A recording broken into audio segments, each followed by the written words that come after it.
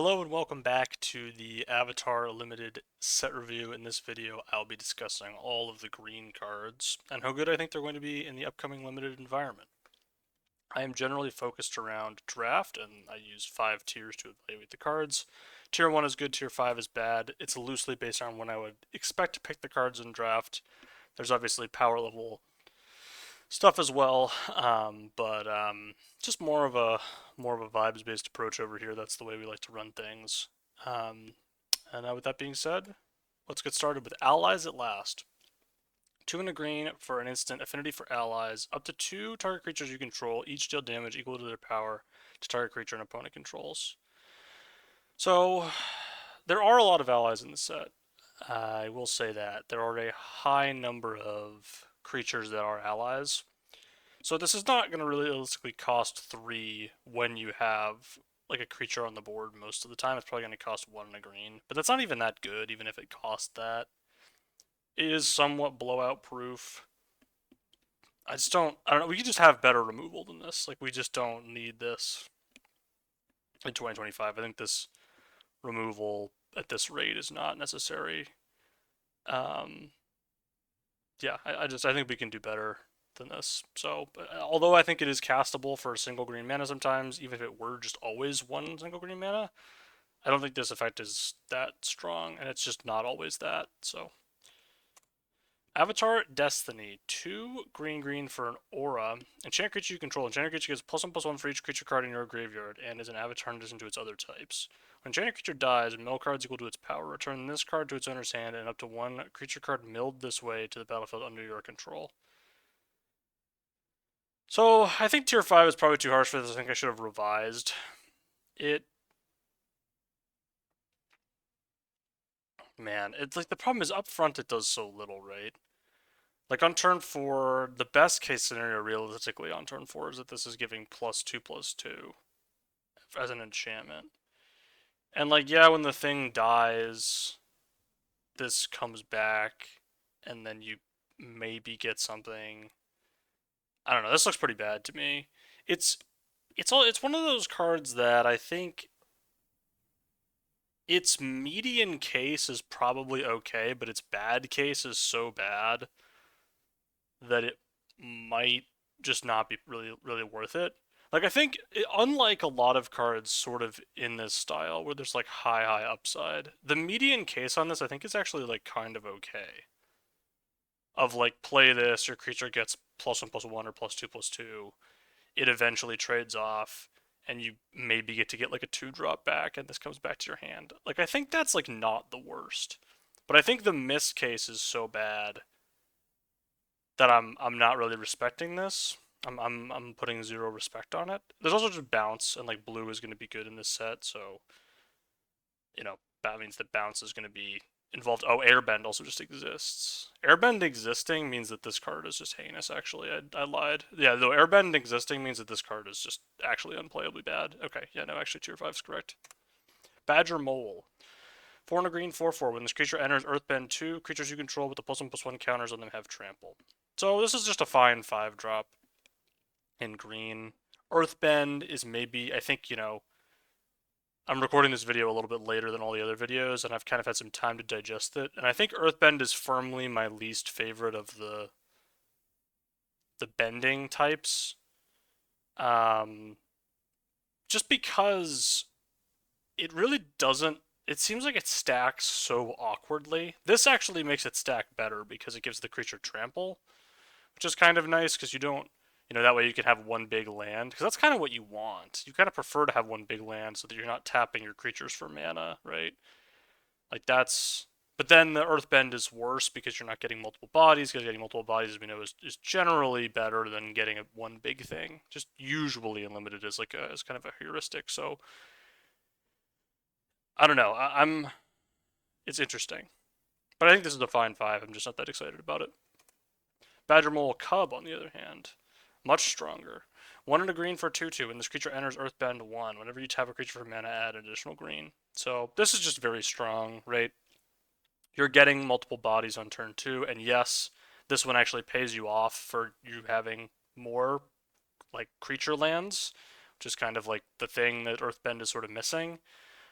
This is ramp on turn 2. It's a powerful creature. Like, yeah, I mean, there's just nothing not to like about this. It just does everything that you want your 2-drop to do and is so easy to pick early in draft because it's a 2-drop. The Boulder, Ready to Rumble.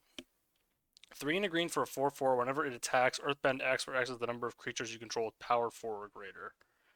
So this is just like a 4-mana 4/4, which these days is kind of medium, but you sort of can always find like a spot for it in your deck. It's not the type of card that you really want to prioritize generally, but this one seems okay. You know, you're always going to be at Earthbending 1 on attacks, which is fine, and then sometimes you're Earthbending 2 or 3, which is fine also. Um, yeah, I think this is just super mediocre 4-drop, and maybe I should even put it lower than tier 3, just because, like, am I realistically ever going to, like, 4th pick this? I don't think I'm, like, ever 4th picking this. It has to attack, and it's, like, only Earth. But I guess it does get value when it attacks. I'll leave it here. It's replaceable, but it's not, like, bad replaceable, I guess I would say. It just is 4 mana. Boomy, King of 3 Trials. 5 and a green for a 4/4 when it enters. Choose up to X, where X is the number of lesson cards in your graveyard. Put 3+1/+1 counters on it. Target player scries 3, Earthbend 3. So this is I'm actually like completely bought in on lessons. I'm actually like a big believer in lessons, although the green ones are maybe not the best. Um, if you get all 3 modes on this, it's just really strong, right? You're getting a 7/7 that makes a 3/3 and also scries 3. That's just insane. If you only get one mode on this, it's like it's not like terrible, and you're so likely to be able to get to 2. Like 2 is very achievable. You can get 2 modes on this, and then it's a great card, I think. Just the counters and the 3/3, and you're just getting 10 total stats for 6 mana. That's just really strong, and then you can also choose to scry 3 if you want. Obviously, it is a build around, right? Like you're not just gonna put this in a deck without lessons, but I think this is a good enough card that it is a reason to play the like Teamer lesson deck. I'm pretty in. Cycle of Renewal. 200 green for an instant. It is a lesson. Sacrifice a land, search your library for up to 2 basic land cards, put them onto the battlefield tapped, and shuffle. Yeah, I mean, this is fine. Harrow, type card. Um, yeah, I mean, this is a lesson. You can play it. It's not super exciting or anything. It's just a ramp spell, and it's sort of like very dependent on your deck needing the fixing and also the ramp and also the lesson. You kind of need all of those types and like the things that types are indicating for this to be playable, but I don't think it's completely unplayable. I think it's fine. Diligent Zookeeper. 3 and a green for 4/4. Each non-human creature you control gets +1/+1 for each of its creature types to a maximum of 10. So there are a bunch of things that this randomly is like completely unbelievable with. I think there's like a white 1-drop that has 4 types. And it's not a human, so it's just a 1-mana 5/5. So that's pretty good. This is just like randomly sick with some of like the worst creatures in the set. So I don't know. This is probably very good. It's a lord for a lot of stuff. There are a lot of humans in the set, as there are in many sets, but there's also a lot of non-humans, and the non-humans tend to be have a lot of types on them for some reason. So this actually I think is going to be quite good. I think it's going to come down. It's probably going to pump one of your creatures like +2/+2, and that's pretty just good. That's just a good 4-drop. It's just a 4/4 like kind of rock solid. Um, if your deck is all humans, it sucks, but I just think that your limited deck is mostly going to have some variety of non-human creatures. The Earth King, 3 green for a 2/2. When it enters, create a 4/4 green bear creature token. Whenever one or more creatures you control with power 4 or greater attack, search your library for that many basic land cards, put them on the battlefield tapped, and shuffle. So this is just already a great rate up front. You're getting 6 total stat, power, and toughness for 4 mana over 2 bodies. Just very, very strong already. And then also, there's a reality where you play this on 4, your 3-drop has 4 power, you attack with that, and you're searching for a land on turn 4 too. Like, this just takes over the game immediately and is just insane on rate. Just kind of like nothing to dislike about this card. Earth Kingdom General. Another 3 and a green cost for a 2/2 when it enters Earthbend 2. Whenever you put one or more +1/+1 counters on a creature, you may gain that much life. Do this only once each turn. So this is in tier 2 right now, but as we've kind of mentioned, and there are a lot of 4 drops in green. Green's got a lot of 4s, it's got that common 5 too. How many of those are we realistically going to be playing? Does that make this go down in value? I think the answer is yes. The question is, I mean, this looks good to me, right? Like, you're getting Earthbend 2, you're gaining 2 life, and the fact that all of your Earthbend just turns into gain life. And it, like, sneaky matters more than maybe you'd expect. Like, this is kind of like, I feel sneaky good to me. So I'm going to leave it in tier 2. I'm still going to kind of believe in it. We are kind of maybe a little tier 2 heavy in green at the 4-drop position. Like, not all of these can be premium. So definitely be advised on that front. Earth Rumble. 3 in a green. Another 3 in a green. Sorcery. Earthbend 2. When you do, up to 1 target creature you control fights target creature an opponent controls. So this is quite nice. Of course, you're getting a fight spell with some extra stuff tacked onto it. The problem is that it's a 4-mana 2/2 that allows you to cast a fight spell for free. How good is that? It's okay. I don't think it's exciting or anything, but I do think this is better than the ally affinity card, just because it's giving you a body, or I mean, it's helping you make your body that you have realistically with earthbended lands larger, and then it can fight something, and then that's good. Earthbender Ascension, 2 in a green enchantment. When this enchantment enters Earthbend 2, then search your library for a basic land card and put it onto the battlefield tapped and shuffle. Whenever a land you control enters, put a quest counter on this enchantment. When you do, if it has 4 or more quest counters on it, put a +1/+1 counter on target creature you control against trample until end of turn. So I just think this is just insanely good. Like, so first of all, it starts with a quest counter on it because it triggers the landfall immediately. It also gives you a 3-minute, so it's a 3-minute 2/2 ramp. Also, you get to have, like, if you once you play 3 more lands, this just becomes a counter machine for the rest of the game when you play lands. I don't know. There's just so much to like about this. I don't think it's as raw, like at a rate power level, as some of the other tier 1 cards that we've seen in green, but just so so solid. Like, so solid. It goes in any deck. You'll play it. You can take it early. You have no worries about it. Single pipped. Only, it's a 3-mana card. Like, you can just play this in any deck, and it also helps fix your mana too. It's hard for me not to put this type of card in tier 1. Earthbending Lesson, 3 in a green for a sorcery. Earthbend 4. So I think this is kind of like your bread and butter lesson. Another 4-drop in green, though. So just, I mean, again, the value above replacement on these 4-drops really is something to be talking about. When this is kind of, like, this just feels like there's going to be a lot of tension here. Like, it just feels like you're going to have a lot of tension at 4 in green, because a lot of uncommon 4s. This is a common 4. This one, and I don't think this is like a great common 4 because it is kind of more of a 5, right? Because the creature is not on unless it's untapped as a thing. I do think you could play this some percentage of the time. Lesson just being a lesson that makes a creature is sort of valuable inherently, I think. So I don't think it's. I think I am maybe. I think I actually am gonna bump it down. No, just again, I talked about like valuable replacement, and I do think just earthbending is sort of deceptively expensive. Okay, Earthen Ally. Single green for an O2. It gets +1/+0 for each color among allies you control. So it's already a 1/2 because it's green already. And you can pay 2 and a Wooburg to Earthbend 5. Yeah, I mean, this just seems like a fine 1-drop. It's mostly going to be a 2/2. Sometimes it'll be a 3/2. Sometimes it's just a 1/2. And then sometimes it does the thing that's good. But I don't. Like, I probably wouldn't be going out of my way to like be 5-color to play this. It's kind of like, oh, I'm a 5-color deck and I happen to have this card, and sometimes I activate the ability. That's kind of how I feel about this. I think this is a fine 1-drop. It is kind of big and is an ally and whatever.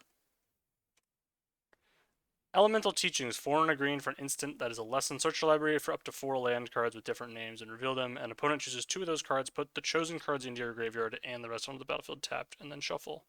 So it's Fact or Fiction for lands. Or no, it's sorry. It's Gifts Ungiven for lands.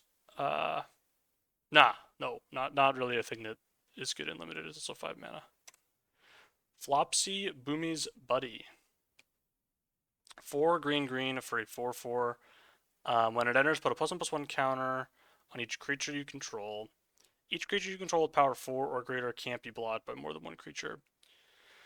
So, we've really been on a bit of a roller coaster with Ridge Scale Tuskers lately. They've been really going back to the well on Ridge Scale Tuskers, and some of them have been very like the one in Edge of Eternity is terrible. The one in Spider-Man, okay, but like pretty good. And then this is, I think, back to being great again, although it's one mana more expensive than Ridge Scale Tusker. I don't know, man. They've been messing with the formula on Ridge Scale Tuskers for. We actually had the reprint of Ridge Scale Tusker back in Foundations, I think, as well. So they've been again Ridge Scale Tusker. It's been the year of the Ridge Scale Tusker, and we're back. It's all the way back. Um, I do think this is a good card, though. You're getting a 5/5 for 6, and it can't be blocked by more than one creature, which is an effect that we just had in Spider-Man. It was quite good on the 4 mana 4/4. And this is going to turn a lot of your, if you have a 3/3 in play, it's a 4/4. It has this ability now, and that gets really annoying really quick. So I believe in this card. Foggy Swamp Vinebender, 3 and a green for a 4/3, can't be blocked by creatures power 2 or less, and you can waterbend 5 to put a +1/+1 counter on this creature, activate only during your turn.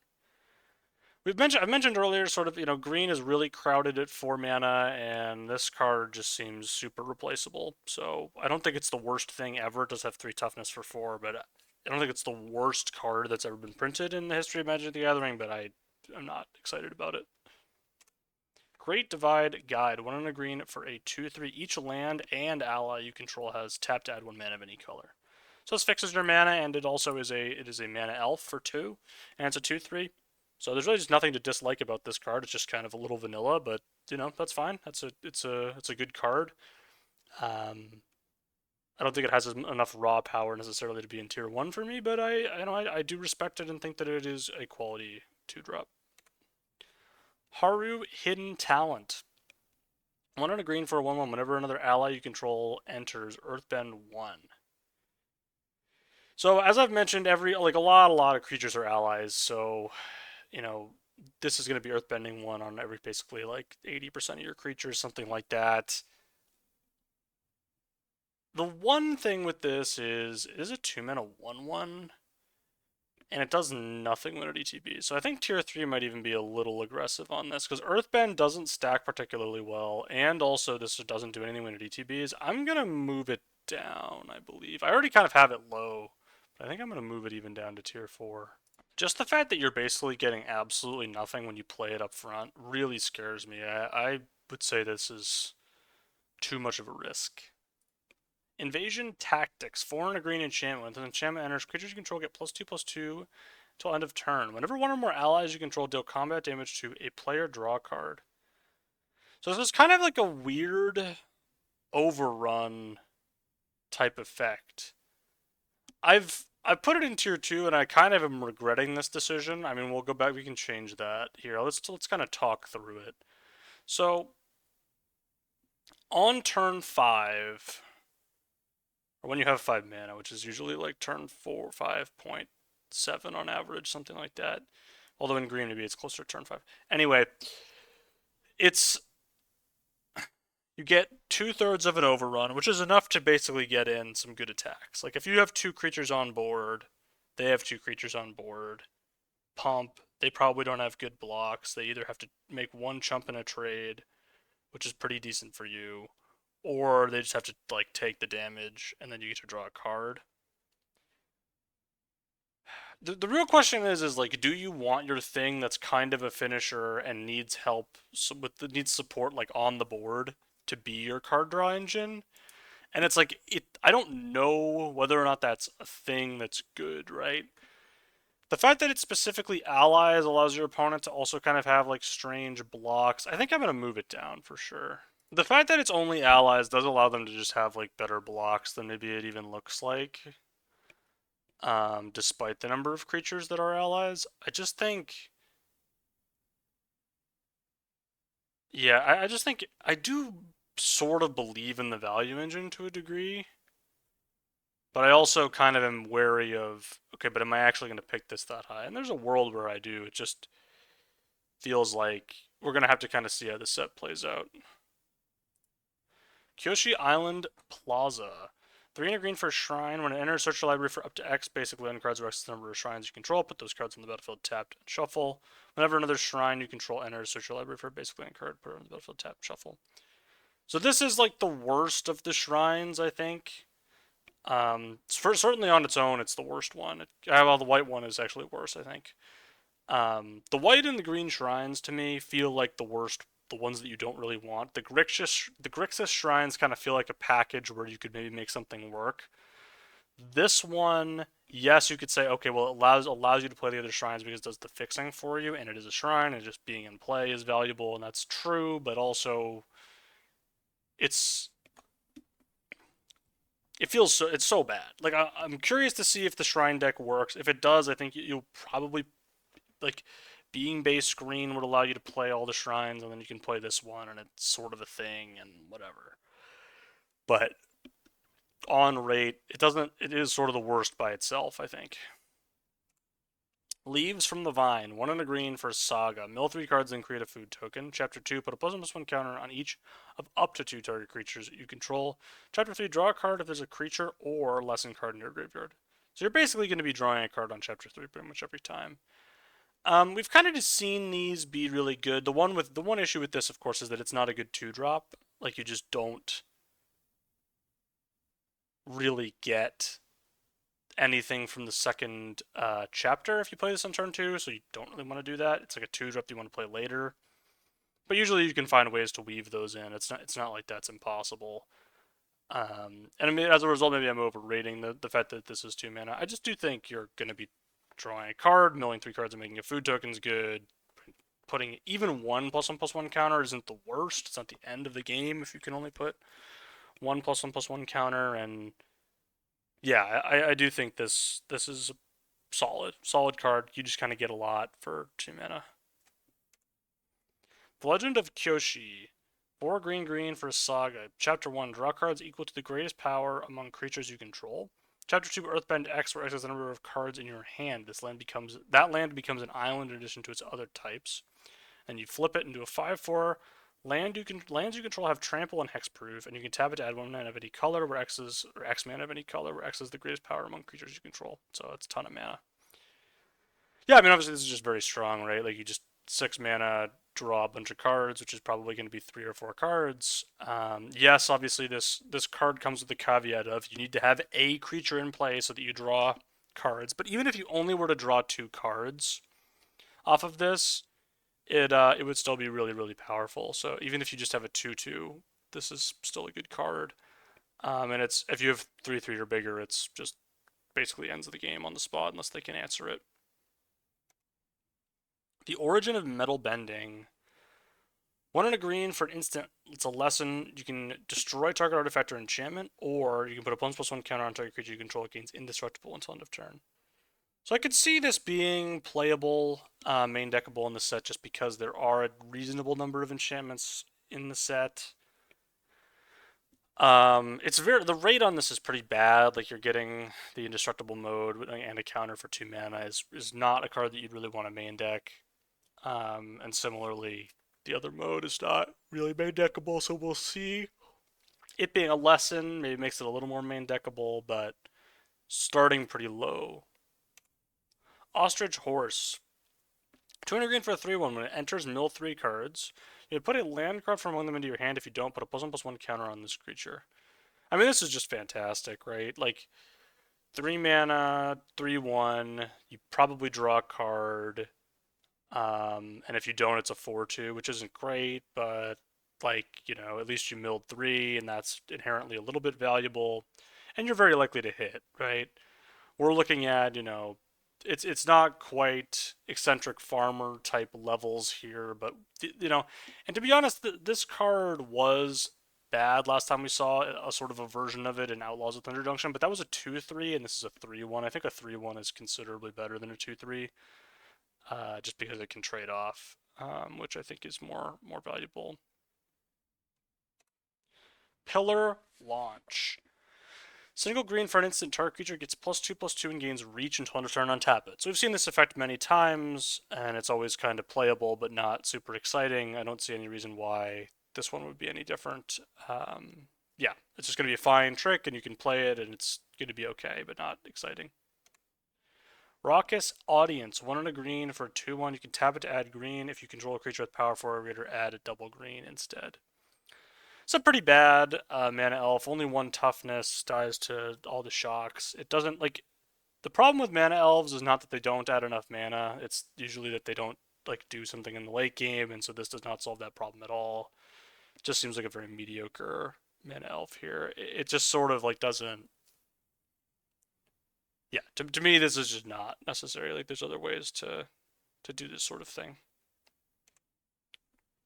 Rebellious Captives. 1 and a green for a 2/2 with Exhaust for 6 colorless. Put 2+1/+1 counters on this creature, then Earthbend 2. Now, we saw Exhaust to be quite powerful in Ether Drift. More powerful than I was expecting it to be. And so I've kind of corrected on that. And I kind of believe in this, right? You're getting 2 mana, and then eventually you pay 6. And you make this into a 4/4, and then you get to Earthbend 2. Yeah, that's expensive, but you're going to just be happy that it was a fine 2 that then later was able to, use your mana and do other stuff. Now, tier 3 might be a little aggressive, but I think this is a reasonable 2-drop. I think this is worse than Scurryfoot for sure. Scurryfoot was way better than this is going to be, but I still think this is going to be a fine exhaust card.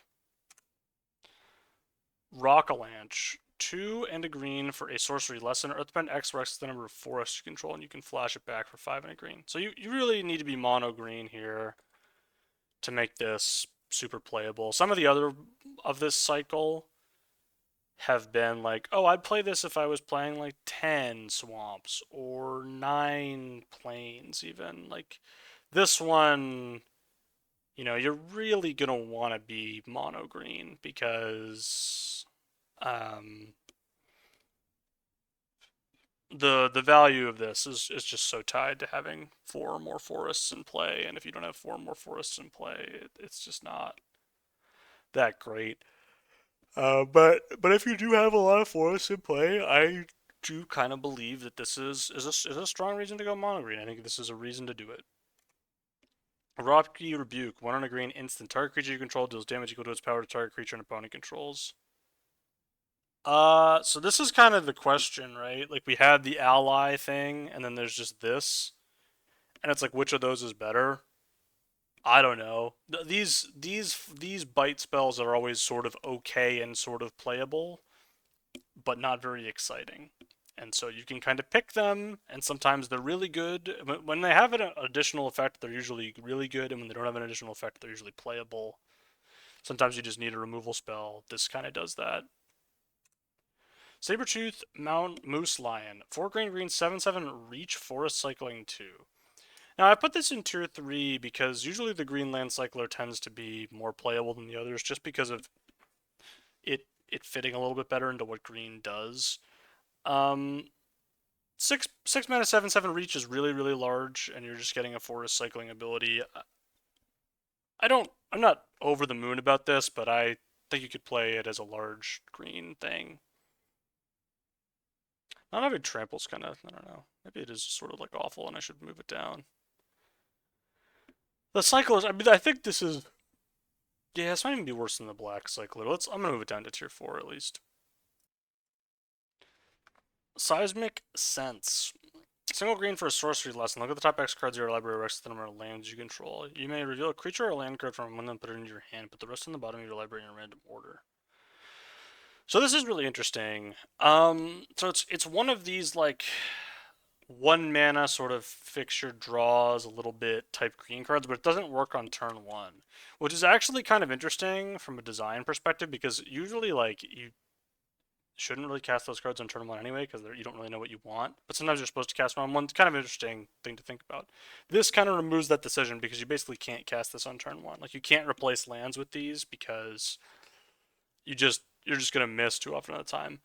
But the fact that it's a lesson really does interest me. Like, I do think this is kind of a cheap lesson you can get in your deck and be like, okay, well, I get this in the deck. It's a lesson. It sort of triggers my other stuff, and then I'm happy about that if it like helps me find my good cards. So I think this is a fine card, but I don't want to have like 8,000 copies of it. Shared Roots, 1 and a green for a lesson at sorcery speed. Search your library for basic land card, put it on the battlefield, tap, shuffle. So rampant growth, um, ramp type stuff. Yeah, Farseek, whatever. Like, that type of card. It's a lesson. You can probably play it. Generally, these are not amazing, but again, just sometimes the lesson type is enough to boost it. Sparring Dummy, 1 and a green for a 1/3 with Defender. You can tap it to mill a card. You put a land card milled this way into your hand. You gain 2 life if a lesson card is milled this way. Yeah, I like this, right? So, you 2-drop, you can just sort of keep tapping it every turn, and it eventually draws you 1 or 2 cards over the course of a game, and milling yourself is always good, and you get to gain life sometimes. It just seems like a solid 2-drop to me. I'm not saying it's like the best thing ever, but it does seem like a solid, seems like it fits with what green generally wants to be doing. Toph the Blind Bandit. 2 and a green for a star 3. When it enters Earthbend 2, its power is equal to the number of +1/+1 counters on lands you control. I don't love this card because it really can be turned off like somewhat easily by your opponent removing your land creatures, which they already kind of want to do because it resets them and then whatever. So, like, I just don't love how small this kind of is. It seems really good on rate, but then you kind of think about, okay, but I'm earthbending and then my land is tapped and I don't actually get the 2/2 on blocks immediately. And then next turn, if I want to attack, I'm a mana down, and it's just like I don't love. I mean, it's great when it sort of everything works, but there's all this awkwardness. Earthbend has all this awkwardness, and so I'm being hesitant to rate this card very highly. But I still think it's solid. True Ancestry, 1 and a green for a sorcery. It's a lesson. Return up to 1 target permanent card from your graveyard to your hand. Create a clue token. I mean, this is just the nuts. Like, this is really good, right? They can get any permanent card, and it draws you. It's a 2-for-1, and you're getting a clue token, and it's a lesson, and it's got great types and whatever. Now, this type of effect is usually pretty bad, but you're just like when you get this much from it, it just has to be good, right? Like this just has to be very powerful, I think. Turtle Duck, single green for an 0/4. It has the ability 3 colorless. Until end of turn, it gains base power 4 and trample. Yeah, I mean, it's a 1-drop that you don't really want to play in your deck. That's kind of it. I do think, like, it's not the worst. You know, it blocks, and then sometimes it attacks, I guess. Unlucky Cabbage Merchant. Oh, I forgot to revise this. Great, I'll do that at the end. 1 and a green for a 2/2 and an energy, make a food. Whenever you sacrifice a food, you may search your library for a basic land card and put it onto the battlefield tapped. If you search your library this way, put this creature on the bottom of its owner's library and shuffle. Yeah, I gotta move this. I mean, I gotta move it back down to tier 3. The thing is, that's not even true, right? That's too harsh.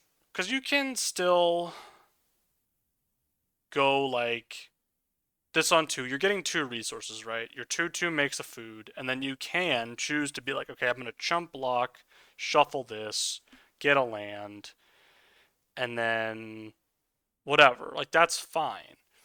It does do landfall stuff, a little bit of fixing maybe.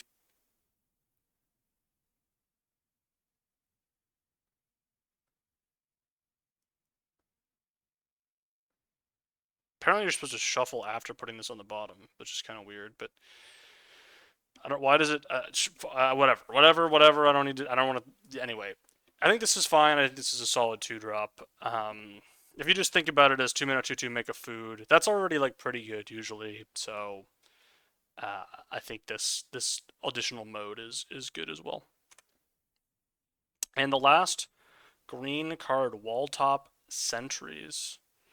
2 and a green for a 2/3 with reach and death touch. When this creature dies, if there's a lesson card in your graveyard, you gain 2 life. So I think that's going to be on a lot of the time. It's just a fine-ish 3-drop. You're getting a 2/3 with reach and death touch. That just blocks everything. This is like really annoying, and then you just gains you 2 life when it dies. I don't think it's like a super exciting card or anything. I think tier 4 is probably more appropriate even than tier 3, just because like when are you actually picking this? It's not going to be that high. It's a 3 drop, so I'll move it down just like a little bit, just because I'm not thrilled by the the fact that the rate is just sort of whatever. But I think this is a fine 3. Like I don't think this is like bad or anything. But that's it. That's it for green. Thank you for joining me. If you enjoyed, please feel free to check out the other set review videos for this set, and I will see you in the next one.